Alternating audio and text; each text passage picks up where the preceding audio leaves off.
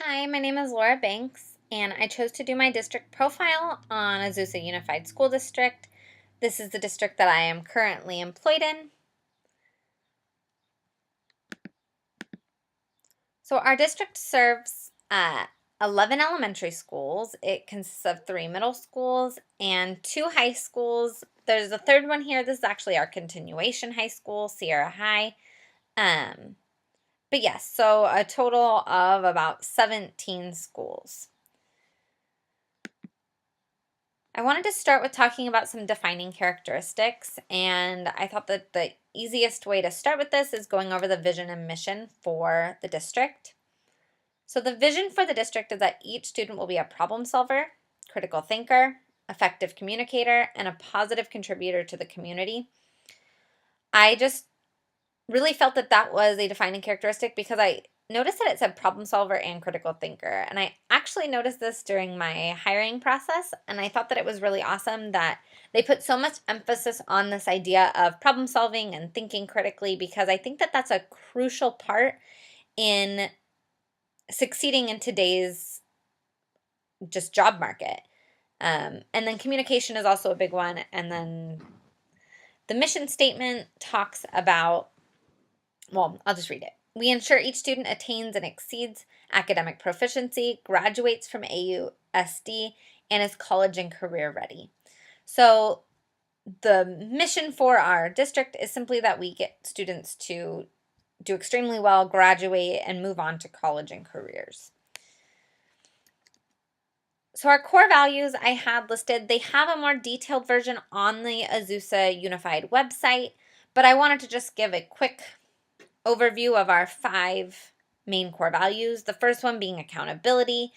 We also have student, staff, parent, community, and family engagement. And I really liked that one, just side note, because it kind of reminds me of the whole you need a village to raise a child situation. And I really felt like that hit home to me. The next one is high expectations, and that's both for students as well as staff, honesty, and continuous improvement. So I'm going to start with some demographics. So our district serves a little over 9,600 students. As for diversity, we are a majority Latino and Hispanic. That's at 92.4%, so it's a very large majority. We then have Asians at 2.1, white at 3.4, African American 1.4, and other or not listed is 0.7.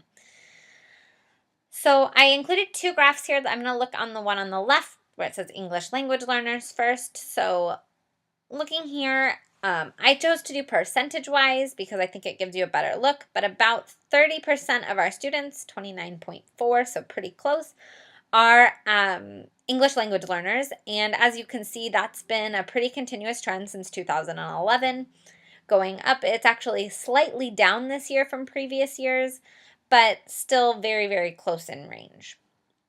The next graph that I chose to include were free and reduced priced meals.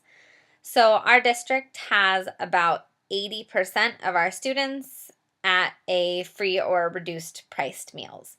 And again, I want to point out this trend has not changed since 2011. It has gone down a slight bit, but not enough for me to say that it looks like it's on the downward spiral.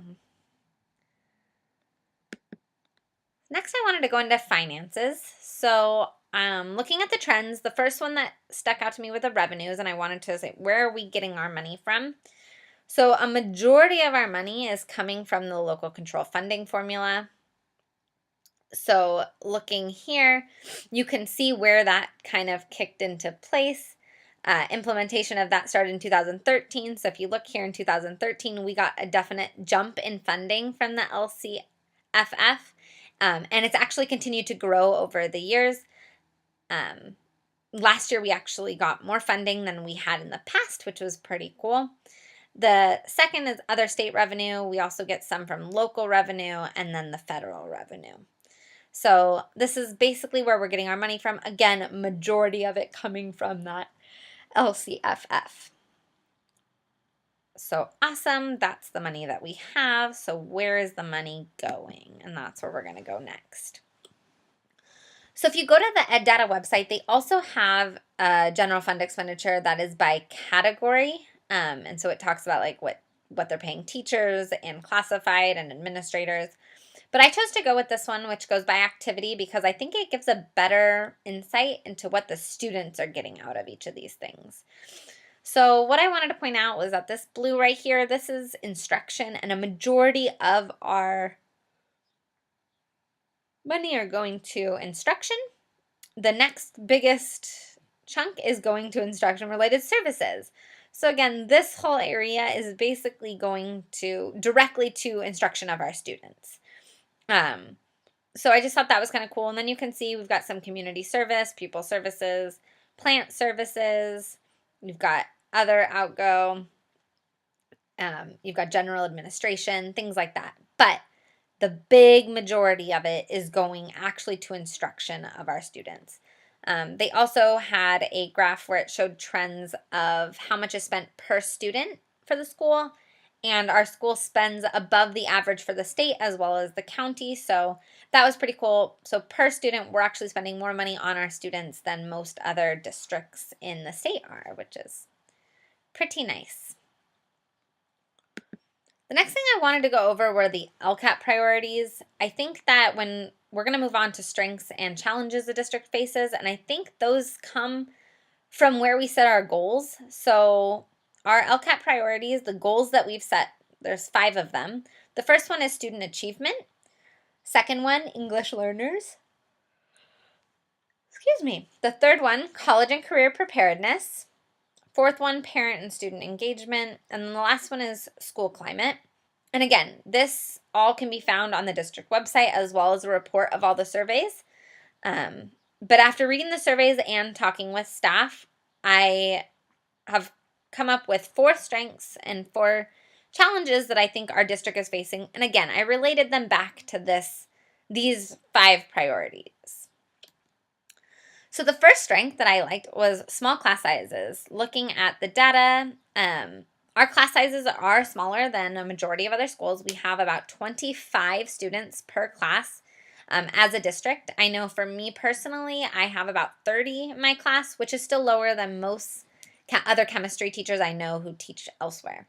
So the small class size is definitely a lean towards student achievement because we're able to spend more time with each student and get a better connection with them. The next thing that I noticed was student graduation rates.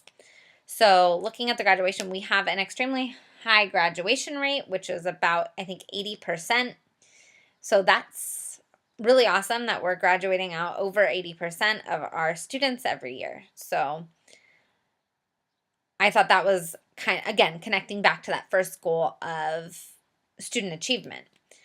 The next thing was support for ELs, and this I actually got from the LCAP surveys as well as from speaking with the special education teachers. We have a lot of support for our ELs and special needs. I see it most with my special needs students. I have aides in my classroom that take notes and keep them caught up on everything. They have resources in their own case carriers' classrooms. I work pretty closely with the case carriers to try to find out what the best strategies are for each student. So that showed just from a personal experience, but looking over and talking to the other teachers, I found that we actually do have a lot of support for them. They found in all the surveys that people felt that this was a strength. That included parent surveys, student surveys, as well as teacher and non-teacher surveys. So I thought that was pretty important, and I thought that was a really big strength for us. And again, this goes into both the second goal, which is English language learners, and that first goal of student achievement. The last thing that I really thought was a strength, and this one didn't really come from the LCAP, but just from my conversations with a variety of teachers, we have a bunch of pathway programs. So both high schools have pathway programs. I know at my specific site we have engineering. I think the other Gladstone High has a biology related pathway. And so we have all these career pathway that students are able to go into, which is really awesome. But on top of that, we also have what's called a pre-AP, and this is actually at the middle schools. They have what we call pre-AP, where they get to take certain courses. They're kind of like honors courses, but they prepare them for coming into high school and taking those advanced placement courses. So obviously we do have AP courses available to students, but the most recent is that we started an IB at Azusa High School, which has been a really great opportunity for students.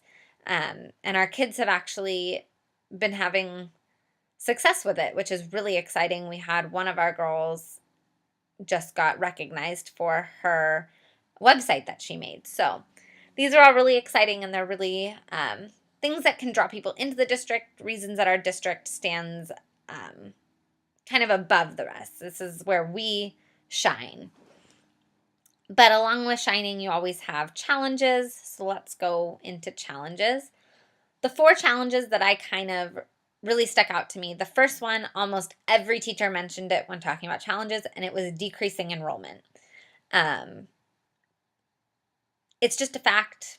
It's not just our district. It's just districts all over. We have decreasing enrollment, whether that's because of charter schools, more people going to private schools. We've got online schools.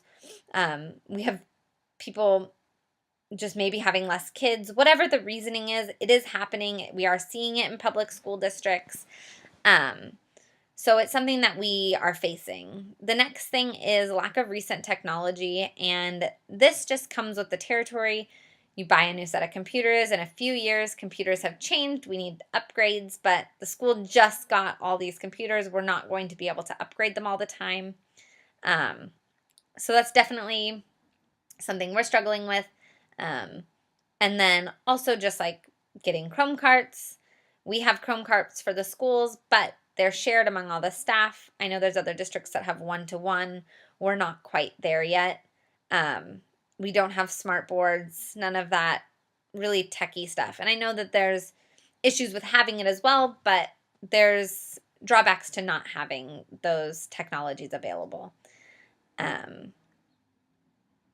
Yeah. Oh, my other thing, Google Classroom. That's another big one. We were talking about Google Classroom, and we're supposed to be having it up and running this year. It has not happened, but also we need to upgrade all of our servers because they can't hold everyone being on Google Classroom. They didn't think about that when they started implementing it, so we're kind of on pause for that. Hopefully we'll get that up and running next year, which will help with this a little bit, but it's just this, it's just a lack of having the technology available for the students. The next challenge is just a challenge that comes with the risk factors involved in low-income families. They're classified as high-risk students. However, our district, as we mentioned earlier in a slide, has about 80% that are on free or reduced lunches. We are a Title I school. It's something that we do have to look at, especially when we're talking about those technologies. Students might not have them available at home. So having them in the classroom is extremely important to teach them skills that they need to be college and career ready. The last one was one that I found extremely alarming, and I got this when talking to one of the teachers on my site who had mentioned that a lot of our students graduate without meeting the CSU and UC requirements, and it kind of stuck with me. So when I was doing this research and I popped up this little chart that I've included here, I was shocked. What this chart says is that less than 27% of our graduating seniors complete the UC or CSU requirements. That's an or, meaning they have to just meet one or the other. And we have less than 27% of our graduates meeting those requirements. And again, when I was doing my research on LCAP, most people said that students felt more prepared for careers than they did for college, which is great that they feel prepared for careers, but we should be making sure that they also have the option of going to college. And if they're not even meeting those requirements, that is definitely a challenge that we need to address. So what are my recommendations? So my first one is simply technology grants. This is something that is a rather simple fix if our school doesn't have the money that we can allot towards technology. There's so many grants available for teachers. a lot of teachers just don't know to apply. I was lucky enough to have a teacher who kind of pushed me in that direction, but there's things like Grant Watch, grants for teachers that you can just go on and apply for grants. So maybe having the district send out memos when these grants are available would really help with getting technology into the schools. Next thing is just downsizing. I know budget cuts are scary, and as a teacher, I wouldn't want this to happen, but it's a reality. If we are not having the students, we're going to need to make cuts. But my suggestion or recommendation is that instead of replacing teachers that retire, if we're able to do without them, that's the teachers that then we don't replace. That way you're not firing current teachers or having to cut programs. My third recommendation is just having a SAT or college prep course. I think that it's extremely important. Our students are not college ready as they should be. We only have about a third of those graduating seniors, just like a third are prepared for CSU or UC requirements. Only a third are taking the SAT. So having a class where they can study for the SAT, ACT, work on college applications. I know AVID students get that opportunity, but maybe having a course available for students who aren't in AVID, so that they still have that opportunity. And then my last one is just continuing professional development. And I think this is relevant for every school district, but for mine specifically, I felt that this was part of meeting our goals of all 5 of our goals, really, is that teachers need to be continuing their education so that they can come back and help the students. It's also part of our missions, our core values. So I think that if we expect our students to follow that, we as teachers also need to keep trying to improve our practice.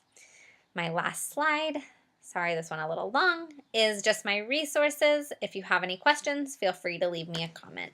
Thank you.